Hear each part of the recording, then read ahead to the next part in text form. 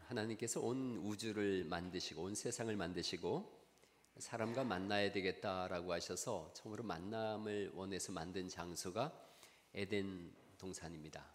그래서 에덴 동산을 우주 성전이라고도 하고 에덴 성전 이렇게도 부릅니다. 그래서 에덴 성전을 지으셨어요. 우주 성전을 창조하셨는데 아담과 하와가 타락함으로 인해서 성전이 훼손되어집니다. 그러자 하나님께서 이제 지상에 다시 한번 성전을 지으시는데 출애굽하면서 성막을 주시고 그리고 솔로몬을 통해서 성전을 짓게 하십니다. 지상 성전이에요. 이 사람들이 또 여전히 하나님을 떠나고 공의와 정의가 무너집니다. 그래서 그 성전이 다 무너져요. 그러자 궁극적으로 참 성전이신 진짜 성전이신 그리스도 예수님께서 이 땅에 오시게 되어지고 그 예수님을 영접한 사람들을 다시 한번 이 지상의 교회의 성전으로 지상 성전으로 다시 세우십니다. 그리고 먼 훗날 예수님께서 재림하시는 날 우주 성전이 완성되는 이렇게 보는 것을 성전 신학이라고 합니다. 다시 한번 그 보여주시겠어요? 저렇게 이제 우주 성전을 창조하셨다가 지상 성전으로 그리고 그 중심에는 X는 가운데 표본을 씁니다. 참 성전이신 예수 그리스도 예수님을 통해서 다시 지상 성전이 완성되어지고 그리고 우주 성전으로 최종 완성되어지는 것 이런 걸 성전 신학이라고 합니다. 성전을 왜 지셨느냐는 거예요. 성전에 기능이 있는데 하나님께서 우리를 만나시려고 성전을 지으신 거예요. 사람을 만나는 곳 그것이 성전입니다. 만나시고 또 우리는 하나님 앞에 성전에 왜 나가느냐 하면 제사 기능이 있습니다. 제사 기능이라고 하는 것은 속죄하는 거예요. 하나님 앞에 죄를 속함으로 인해서 속죄함으로 인해서 하나님을 만나게 되는 겁니다. 자, 그런 상황 속에 조금 데리고 나갈까요? 사모님이? 오케이. 우리 이제 좀 컸다고 이제 말도 안 듣죠. 예. 자, 그런 상황 속에서 이제 오늘 학계가 선포되어집니다. 학계는 성전에 관한 내용으로 오해를 많이 받는 그런 내용 중에 하나인데요. 이스라엘 백성들이 우상 숭배와 불의함으로 인해서 하나님과의 관계가 완전히 깨집니다. 하나님과의 관계가 깨지니까 하나님을 만나는 곳이 성전인데 관계가 깨어졌어요. 당연히 성전이 무너지는 거예요. 그러니까 오늘날 교회로 예비하면 교회에서 하나님과의 만남이 없다면 교회는 무너지는 거죠. 자, 이렇게 성전이 무너지니까 바벨론이 쳐들어왔어요. 나라가 망하게 되어집니다. 선지자들이 끊임없이 경고를 하지요. 그래도 듣질 않아요. 결국 586년에 남쪽 유다까지 해서 나라가 완전히 망했어요. 세월이 좀 흘렀습니다. BC 520년경에 페르시아에서 이스라엘 백성들이 돌아옵니다. 고국으로 돌아왔어요. 돌아와서 16년이 지났는데 여전히 이 사람들이 하나님과의 관계를 회복하려고 하지 않습니다. 하나님과의 관계를 등한시 여깁니다. 돌아오자마자 성전을 짓겠다고 돌을 하나 딱 놨는데 그 다음부터 아무 일도 일어나지 않습니다. 그래서 학계에서는 1장, 2장에 걸쳐서 4번의 설교가 나오는데 그 중에 첫 번째 설교가 이제 회개하라 이걸 촉구합니다. 첫 번째 설교가 회개하라. 회개의 내용이 1장을 다시 한번 보시겠어요? 학계에서 1장 1절에서 4절 말씀이 이렇게 되어 있습니다. 다리오 왕 제2년에 즉 페르시아 왕 때에요. 그달 초하루에 여호와의 말씀이 선지자 학계로 말미암아 스알디엘의 아들 유다 총독 스룹바벨과 여호사닥의 아들 대제사장 여호수아에게 임하니라 라고 해서 첫 번째 설교가 이렇게 이루어집니다. 학계서에는 4번의 설교가 날짜가 정확하게 기재가 되어지는데 하나님께서 이렇게 말씀하세요. 회개에 대한 부분인데 4절이죠. 4절 말씀 같이 한번 읽어보실까요? 시작. 이 성전이 황폐하였거늘 너희가 이때에 판벽한 집에 거주하는 것이 옳으냐 이렇게 말씀하세요. 즉 성전은 다 무너졌고 이제 돌 하나 났는데 너희는 좋은 집에 사는 것이 옳으냐라고 하는 거예요. 자, 이 말씀을 가지고 예배당 건축할 때 성전 건축이라 그래서 돈 내라 그러는 것은 성경을 잘못 해석하는 거예요.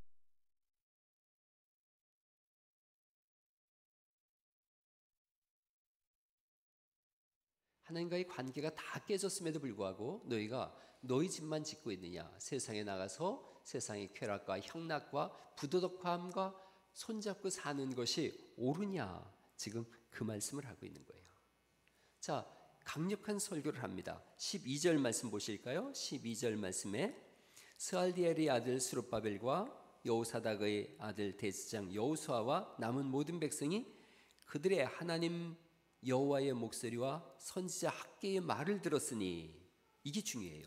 그 말을 들었으니 이는 그들의 하나님 여호와께서 그를 보내셨음이라. 온 백성이 다 여호와를 경외하여. 그리고 이제 15절 말씀, 14절 말씀 같이 한번 읽어볼까요? 14절 시작. 여호와께서 스알디엘의 아들 유다 총독 스룹바벨의 마음과 여호사닥의 아들 대제사장 여호수아의 마음과 남은 모든 백성의 마음을 감동시키심에 그들이 와서 만군의 여호와 그들의 하나님의 전 공사를 하였으니, 이렇게 말씀하세요. 그래서 설교하고 23일이 지나서 성전 건축을 다시 시작합니다. 그리고 스가랴서에 보면은 4년 만에 성전이 완공되어져요. 그때가 586년에 나라가 망했었는데 이렇게 성전이 완성된 게 516년입니다. 70년이 걸렸어요. 그래서 이스라엘 사람들이 바벨론으로 끌려갔다가 돌아왔다라는 것을 이렇게 써서 70년이라고 부르는 거예요.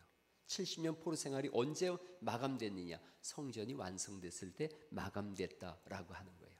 다시 해석해 보시면 하나님의 사람으로 세상에 나가서 세상적으로 살다가 언제 하나님의 사람으로 확인되는가? 믿음을 회복할 때라는 거예요. 그 세월이 70년이 지났어요.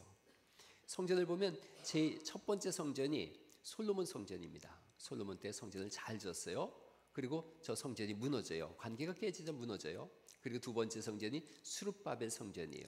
지금 이때의 대제사장이 스룹바벨이에요. 총독이 스룹바벨이에요. 그래서 스룹바벨 성전이라 그래요. 대제사장은 여호수아입니다. 자, 저 스룹바벨 성전을 재건한 것, 그 다시 증축한 것이 예수님 때의 헤롯 성전이에요. 지금은 저 성전 자리가 이슬람 모스크 사원이 되어 있어요. 저렇게 가운데 부분은 황금색으로 되어 있죠. 황금도원이에요. 모스크 사원으로 되어 있습니다. 이스라엘 사람들은 저기에 다시 성전이 지어질 때 그걸 제3성전이라 그러고 메시아가 온다, 그렇게 지금도 믿고 있어요. 이스라엘 사람들은 예수님 안 믿습니다. 어떤 분들이 예수 믿는 이스라엘 왜 그렇게 하느냐 하는데 사람들은 예수님을 아직 안 믿고 있어요. 메시아가 오기를 기다리고 있지요. 첫 번째 설교를 통해서 성전이 이제 시작되어졌어요. 짓기 시작되어졌어요. 그런데 다 져놓고 보니까 2장 1절을 한번 보시겠어요? 일곱째 달 그 달 21일에 여호와의 말씀이 선지자 학개에게 임하니라. 두 번째 말씀이 임하셨어요. 1절부터 9절까지가 두 번째 말씀인데 초막절 마지막 날 스룹바벨이 다시 설교하거든요. 근데 솔로몬 성전과 새로 지은 스룹바벨 성전을 비교해 봤더니 2장 3절인데요. 2장 3절 말씀 또 읽어볼까요? 시작. 너희 가운데 남아있는 자 중에서 이 성전의 이전 영광을 본 자가 누구냐? 이제 이것이 너희에게 어떻게 보이느냐? 이것이 너희 눈에 보잘것없지 아니하냐? 솔로몬 성전 너무너무 잘 졌는데 금덩어리로 다 치장을 했는데 스룹바벨 성전은 볼품이 하나도 없는 거예요. 그러니까 이 성전을 져놓고 사람들이 허탈한 거예요. 허무한 거예요. 이전에는 큰 영광의 성전을 봤는데 지금은 이 초라한 성전을 보다니 그 허무해하는 거예요. 그런데 2장 9절에 학개가 이렇게 백성들을 위로합니다. 2장 9절 말씀을 또 읽어보죠. 2장 9절 시작. 이 성전의 나중 영광이 이전 영광보다 크리라. 만군의 여호와의 말이니라. 내가 이곳에 평강을 주리라. 만군의 여호와의 말이니라. 이전에 솔로몬 영광은 성전은 화려했지만 거기는 평강이 없었어요. 하나님께서 말씀하세요. 이전 영광보다 이후의 영광이, 즉 스룹바벨의 성전과 그 이후에 지어질 성전은 더 큰 영광을 볼 것이고 거기서 사람들이 평강을 얻게 될 것이다. 그 영광이 언제 나타나는가 봤더니 요한복음 1장 14절 말씀에 이 똑같은 표현으로 이렇게 영광이 되어져 있어요. 같이 한번 요한복음 1장 14절 말씀 읽어볼까요? 시작. 말씀이 육신이 되어 우리 가운데 거하심에 우리가 그의 영광을 보니 아버지의 독생자의 영광이요 은혜와 진리가 충만하더라. 누구에 관한 말씀이죠? 예수 그리스도세요. 예수 그리스도예요. 그래서 스룹바벨 이후에 진짜 영광을 볼 것이다. 이 성전을 통해서 영광을 볼 것인데 그 영광은 예수 그리스도시다 라고 말씀하는 거예요. 첫 번째 설교를 통해서 성전이 지어졌어요. 두 번째 설교를 통해서 그 지어진 성전이 형편없음을 보고 사람들이 실망할 때에 진짜 영광을 보게 될 것이다. 그 영광은 모든 날 그리스도 예수님이세요. 그러면서 이제 세 번째 설교가 2장 10절 말씀부터 시작되어지는데 2장 10절 말씀부터 19절 말씀 중에 세 번째 설교는 이런 설교입니다. 그럼 누가 성전을 지을까요? 하는 거예요. 누가 성전을 지을까요? 또 우리가 어떻게 성전을 지을까요? 라고 할 때에 학개가 이렇게 설교를 합니다. 이 백성들한테 이 내용이 그런 내용이에요. 나중에 한번 읽어보세요. 시체를 만졌어요. 시체를 만지면 부정해진다 그러거든요.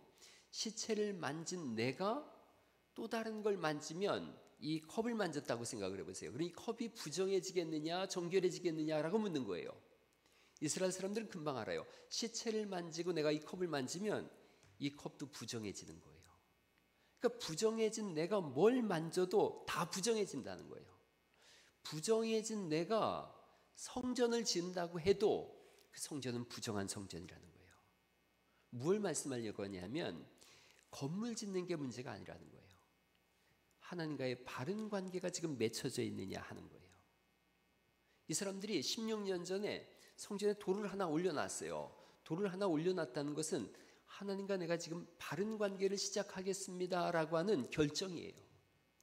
이 교회를 왜 나오느냐 하면 교회는 하나님과의 바른 관계를 이제 시작하겠습니다라는 마음으로 예배를 시작하는 줄 믿으시기 바랍니다. 하나님과의 바른 관계인 거예요. 정의로운 사람, 도덕적인 사람, 공의로운 사람으로, 거룩한 사람으로 의로운 삶을 살겠습니다. 하나님과의 바른 관계를 시작하겠습니다 라고 마음 먹고 교회에 나오는 거예요. 이 사람들이 16년 전에 그런 마음으로 돌을 하나 올렸는데 16년 동안 그 돌 위에 돌 하나도 올려놓지 않는 거예요. 2장 15절 말씀을 한번 읽어볼까요? 2장 15절 말씀 같이 한번 읽어보죠. 시작.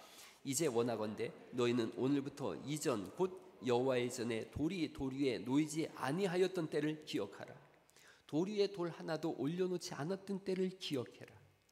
예수님 믿는다고 신앙 고백은 했으나 아무것도 하지 않은 거예요.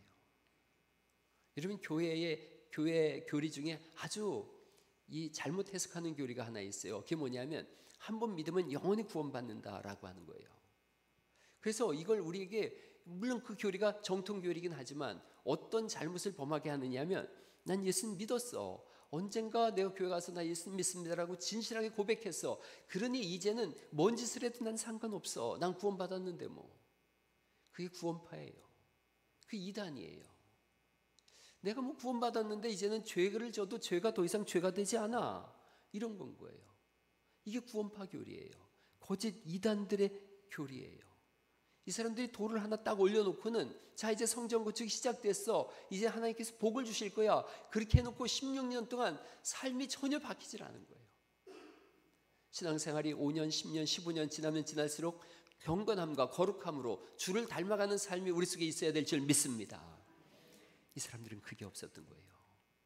그러니까 하나님께서 16절에 이렇게 말씀하세요. 그때에는 20고루 곡식더미에 즉 20섬 곡식더미에 이른즉 10고루 뿐이었고 또 포도주 틀에 50고루를 길르되 이른즉 20고루 뿐이었느니라. 농사를 져도 농사가 망했다는 거예요.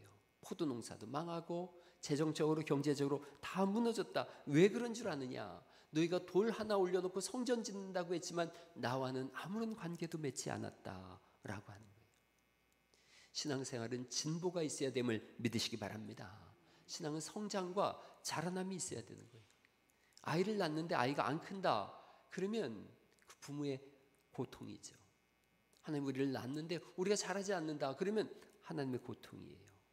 히브리서 2장 1절에 우리 보고 신앙에 대해서 이렇게 말씀하십니다. 히브리서 2장 1절 3절 말씀 같이 한번 읽어보죠. 시작.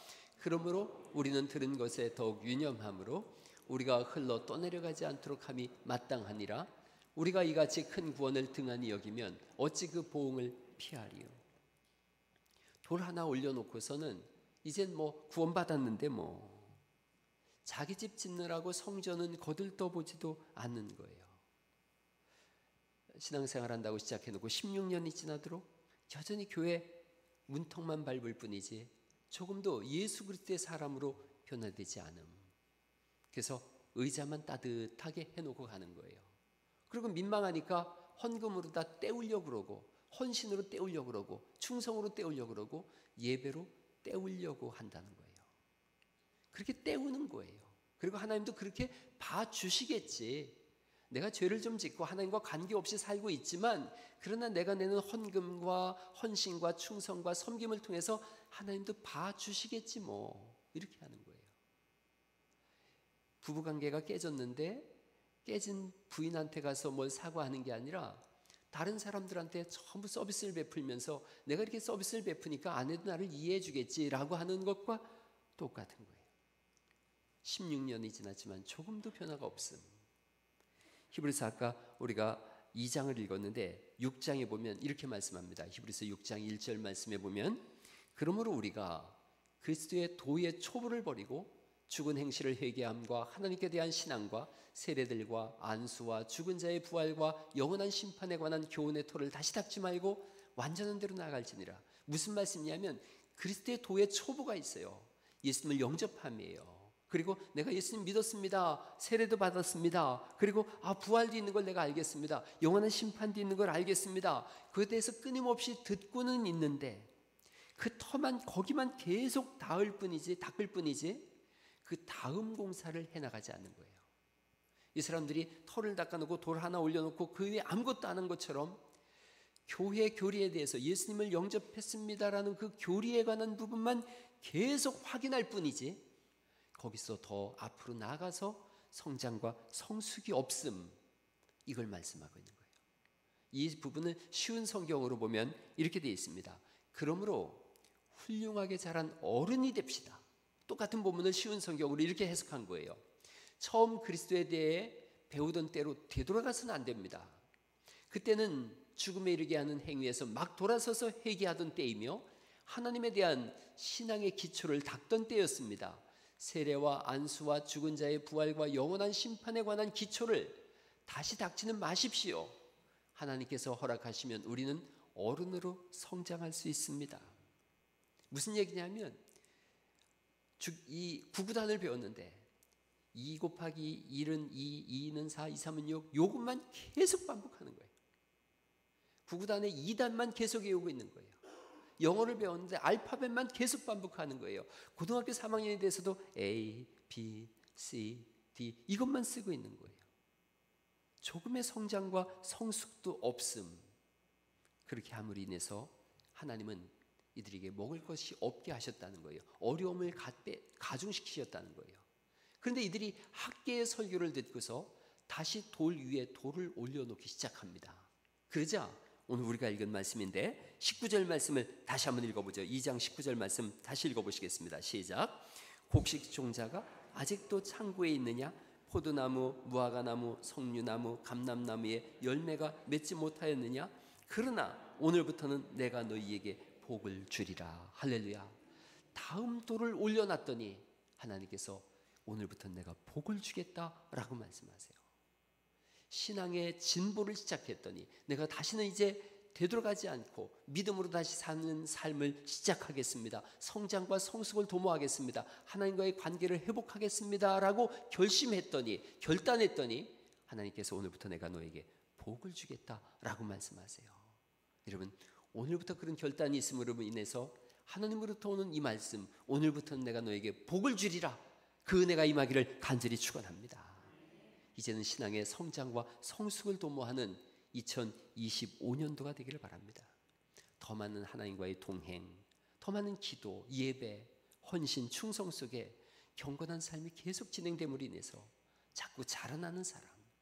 그래서 여러분들 가운데 안수집사님, 권사님들은 어느 날인가 지금 장로님들의 뒤를 이어서 이 교회 장로님들이 되어지고, 오늘 또 임직받는 서리집사님들은 어느 날인가 권사님, 안수집사님들이 되고, 그리고 우리 청년들, 청소년들이, 우리 아이들이 어느 날인가 이 교회의 안수집사님, 권사님들이 되고 장로님들이 되어져서 이 교회를 세워가고 믿음의 명가를 세워가고 다음 세대를 이끌어가는 그런 거룩한 역사가 쓰여져야 될 줄 믿습니다. 수많은 인물들이 배출되는 그런 교회. 어느 날인가 여기서 목사도 나오고 선교사도 나오고, 그래서 제가 은퇴하고 어느 날인가 봤더니 갈릴리에서 신앙생활했던 우리 어린 자녀들이 갈릴리의 목사가 되었더라. 그런 반가운 소식들을 듣기를 간절히 바랍니다. 지금 학계는 계속해서 설교를 하고 있습니다. 이제 4번째 설교가 이루어집니다. 첫 번째 설교는 너희가 왜 돌 위에 돌을 하나도 올려놓지 않느냐, 그 위에 돌을 올려놓아라. 그런데 어떻게 널 올려놔야 되느냐, 하나님과의 경건한 관계 속에서 올려놔야 되는 것이다 라고 하면서 이제 네 번째 설교가 수룹바벨을 축복하는 설교예요. 스룹바벨이 이때의 총독이었습니다. 자, 2장 20절 말씀에 보면 네 번째 설교 이렇게 날짜가 딱 정해져 있어요. 2장 20절 말씀 또 읽어볼까요? 시작. 다시 학개에게 임하니라 이르시되 너는 유다 총독 스룹바벨에게 말하여 이르라 내가 하늘과 땅을 진동시킬 것이요 라고 하면서 23절 말씀입니다. 23절 또 읽어보죠. 시작. 만군의 여호와가 말하노라 스알디엘의 아들 내 종 스룹바벨아 여호와가 말하노라 그날에 내가 너를 세우고 너를 인장으로 삼으리니 이는 내가 너를 택하였음이라 만군의 여호와의 말이니라 하시니라 라고 말씀하세요. 스룹바벨을 통해서 내 종 이렇게 말씀하세요. 지금 성전을 지은 사람이 스룹바벨이라서 이 스룹바벨 성전이라고 하는데 내 종이라고 하는데 내 종이라고 부를 때는 하나님의 사람이라는 뜻이에요. 그래서 스룹바벨은 그리스도 예수님의 그림자의 모습이 되어집니다. 다시 한번 이제 정리를 해보면 성전은 모든 성전의 중심에 예수님이 계세요. 구약 성전은 예수님의 그림자였어요. 이런 걸 예수님의 모델이라 그래요. 구약 성경에 스룹바벨은 예수님의 또한 그림자예요. 그래서 스룹바벨에게 내 종이라고 하는 것은 먼 훗날 예수님을 말씀하고 있거든요. 궁극적으로 예수님을 의미해요. 그 스룹바벨에게 하나님께서 너를 세우고 인장으로 삼고 너를 택하겠다라고 말씀하세요. 진짜 성전이신 예수님. 예수님 스스로도 자신을 요한복음 2장 19절에 보면 이 성전을 헐라 내가 사흘 만에 일으키리라 이렇게 말씀하세요. 그 성전은 지금 헤롯 대왕이 다시 증축하고 있는 스룹바벨 성전이거든요.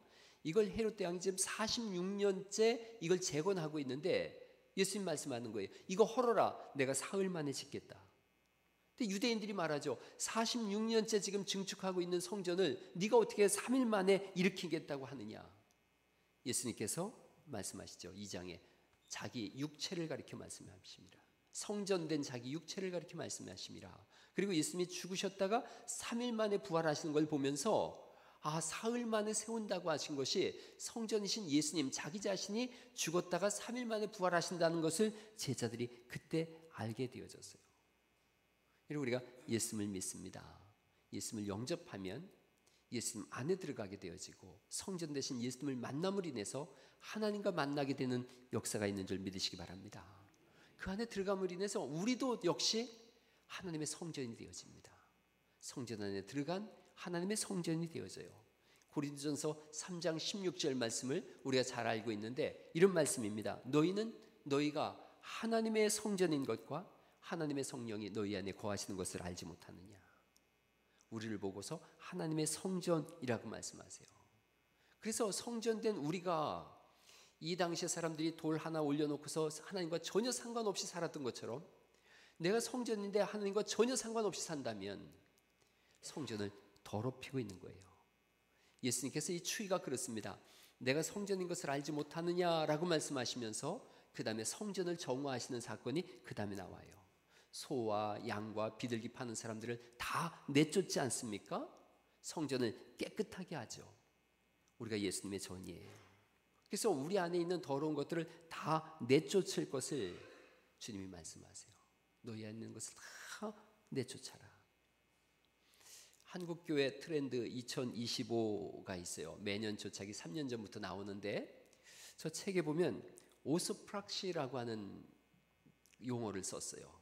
올해 트렌드 중에 하나가 오스프락시라는 거예요. 오스프락시가 뭔가 가만히 봤더니 저렇게 각주를 달아놨더라고요. 정통, 올바른 이렇게 오토예요. 오토 이렇게 혀를 이렇게 하죠. 오토, 정통, 오스독소 뭐 이런 표현을 쓰지 않습니까? 프락시 하면 실천이에요. 바른 실천. 이게 오늘날 2025년도 교회의 화두라는 거예요. 교회 사람들의 화두가 뭐냐라고 할 때 오스프락스입니다. 그게 뭔 뜻이냐? 바른 실천입니다. 그러니까 교회가 약화되어졌어요. 성도들도 많이 떠나갔어요. 그런데 이런 현상 속에서도 신앙의 깊이를 추구하는 사람들이 날마다 늘어나고 있다는 거예요. 더 깊은 바른 교리와 강력한 실천, 이걸 요구하고 있다는 거예요. 그러니까 시대가 우리는 그렇게 생각하고 있는 거예요. 편안하게 가자, 편리하게 가지 뭐. 교회도 예배 시간도 좀 설교도 짧게 하고 뭐 어려운 것들 다 좀 줄이고 그래서 편안하게 가자 그러는데 그 반대쪽에 반동으로 일어난 것이 그렇지 않습니다. 개인의 권리와 취향을 존중하는 세속주의 물결이 들어오고 있는데 그렇지 않습니다. 우리는 전통적인 예배와 그리고 하나님의 가르침 안에서 강력한 믿음의 삶을 살기를 원합니다. 이걸 요구하고 있다는 거예요.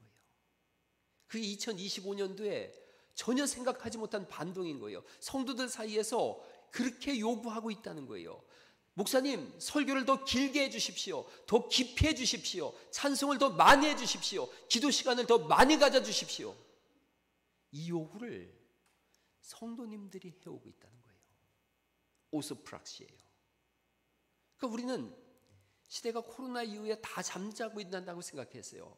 성도들이 잠자고 있다, 지쳐 있다, 힘들어 있다. 그러니까 살살 가자, 천천히 가자 그랬는데 성도들이 오히려 더 크게 얘기하다는 거예요. 그렇지 않습니다. 우리는 바른 교리와 이에 따른 제자도를 실행하는 그런 교회를 다니고 싶고 그런 교회를 만들어가고 싶습니다.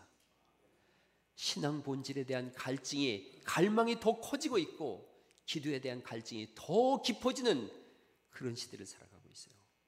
말씀을 따라 살겠습니다, 제자로서의 삶을 살겠습니다라는 그런 결단들이 오늘날 그리스도인들 속에서 한없는 함성으로 울려 퍼지고 있다는 거예요. 이것이 옳습니다. 우리가 바로 오소프락시인 줄 믿습니다. 바른 실천과 바른 교리 속에서 신앙의 삶을 사는 거예요. 우리는 죄의 집을 지어가는 사람들이 아니라 성령의 전으로 성령의 집을 지어가는 사람들인 줄 믿으시기 바랍니다. 우리가 그리스도인입니다. 그래서 그리스도인은 이렇게 사는 겁니다라고 보여주기를 원하는 것이 오늘날 그리스도인들의 함성입니다. 한번 옆에 분하고 한번 얘기하시죠. 그리스도인은 이렇게 사는 겁니다. 여러분, 그런 아주 그냥 본때를 보여주는 그런 갈릴리 교회 될 수 있기를 간절히 축원합니다. 그리스도는 이렇게 사는 겁니다. 예수님의 몸인 교회가 성전입니다. 제가 늘 말씀드려요. 이건 예배당이라고, 이건 교회당이라고도 하고 예배당, 집당자를 씁니다. 그럼 성전은 뭔가요? 우리를 성전이라고 말씀하세요. 유형의 성전이에요. 한 사람 한 사람이 성전이라고 그러고 이렇게 모인 교회, 이걸 성전이라 그래요. 성도들의 모임, 이 교회의 머리가 누구예요? 예수님이세요. 성전이신 예수님이세요. 그래서 여기에 모인 우리들을 성전이라 그래요. 이걸 교회의 비밀 중에 비밀이라 그럽니다. 에베소서 2장 20절 말씀에 이렇게 되어 있습니다. 같이 한번 읽어보시죠. 천천히 읽어보죠. 시작. 너희는 사도들과 선지자들의 터 위에 세우심을 입은 자라. 그리스도 예수께서 친히 모퉁이 돌이 되셨느니라. 그의 안에서 건물마다 서로 연결하여 주 안에서 성전이 되어가고 너희도 성령 안에서 하나님이 거하실 처소가 되기 위하여 그리스도 예수 안에서 함께 지어져 가느니라. 아멘. 성전이 되어져 가고 함께 지어져 간다는 거예요. 예수님이 모퉁이 돌이 되셨다. 모퉁이는 거기서부터 시작이라는 기준점이라는 뜻이에요. 거기서부터 시작되어져서 함께 지어져 가는 사람들이다. 여기가 성전이에요. 함께 지어져 가는 하나님의 가족이라는 거죠. 아까 우리 장로님 기도처럼 제주 항공기 사고로 온 나라가 슬픔에 젖었어요. 제가 지난 목요일에 무안공항을 아내랑 다녀왔습니다. 가서 거기 있는 분 위로를 하고 또 사고 경위에 대해서 들었어요. 그런데 저는 뉴스를 통해서도 듣고 확인도 했는데 기장이 가장 완벽하게 동체 착륙을 했대요. 동체 착륙은 거의 불가능한 일이라 그래요. 동체 착륙을 했어요. 이제 사나보다 했는데 가서 들이받은 데가 어디예요? 콘크리트 벽이었어요. 너무나 단단한 콘크리트 벽으로 인해서 큰 참사가 있었어요. 그런 생각을 했어요. 사람 사이에서도 이런 콘크리트 벽이 있어요. 보이지 않는 벽. 그 벽들 인해서 외로워하고 고통스러워하고 미워하고 갈등하면서도 그 벽을 없애려고 하지 않아요. 세월이 지나가면서 벽을 더 두텁게 쌓아요. 가만히 보니까 겉은 흙인데 흙이라서 부드러운 줄 알고 들이받았는데 속은 벽이에요. 겉으로는 손을 내밀어요. 할렐루야, 예수님 안에 승리하세요, 사랑합니다 라고 겉으로는 흙처럼 부드럽게 손을 내미는데 속은 절대로 양보하지 않으려고 하는 벽이 있어요. 그 벽이 결국은 영혼을 무너지게 합니다. 이 세상에서 가장 단단하고 높고 절대 깨뜨릴 수 없는 벽이 있는데 그 벽은 하나님과 인간 사이의 죄의 벽이에요. 성막에는 성소와 지성소가 있습니다. 저 성소와 지성소 사이에 휘장이 있는데 저 휘장의 두께는 어른 손바닥 합쳐놓은 두께예요. 말 5마리 5마리가 양쪽에서 잡아당겨도 찢어지지 않는 그런 커튼이 저기에 있어요. 누구도 이 벽을 넘을 수 없어요. 누구도 저 성소에서 지성소로 들어갈 수가 없어요. 하나님과 인간 사이에 죄의 담이 저렇게 쳐져 있어요. 하나님께 나아갈 수 있는 길이 전혀 없었는데, 그런데 진짜 성전이신 예수님께서 오셔서 십자가의 죽으심을 인하여 저 휘장이 위에서부터 아래로 찢어짐을 인해서 누구든지 하나님께 나아갈 수 있는 길이 열린 줄 믿으시기 바랍니다. 그래서 성전은 뭔가? 벽이 없는 거예요. 성전은 벽이 없는 거예요. 적용을 한번 생각해 보는 거예요. 우리가 그리스도 안에 서로 세워져 간다라고 말씀하고 있고, 학계가 교회 성전을 세우라고 했는데, 그러면 어떻게 우리에게 적용을 해볼 수 있는가? 성도를 세워주는 성도예요. 성전은 그런 곳이에요. 서로를 세워주는 거예요. 하나님 안에서 한 가족이 되어졌거든요. 세워주는 거예요. 돌 위에 돌 올려놓지 않기를 16년을 지냈어요. 말씀을 듣고 다시 돌을 올려놓기 시작했어요. 그러자 하나님께서 오늘부터 내가 복을 주겠다. 이전 영광보다 이후 영광이 더 크리라. 돌에 돌을 올려놓는 것, 그렇게 함께 지어져 가는 것, 그래서 서로를 세워주는 교회, 그게 진짜 교회예요. 좋은 예배당의 교회가 아니라 서로가 서로를 세워주는 교회, 그게 하나님이 원하시는 성전이에요. 거기 가서 들은 얘기예요. 무안 갔다가 들은 얘기예요. 순천 별양 남초 동창생들이 회갑을 맞이해서 태국으로 여행을 갔답니다.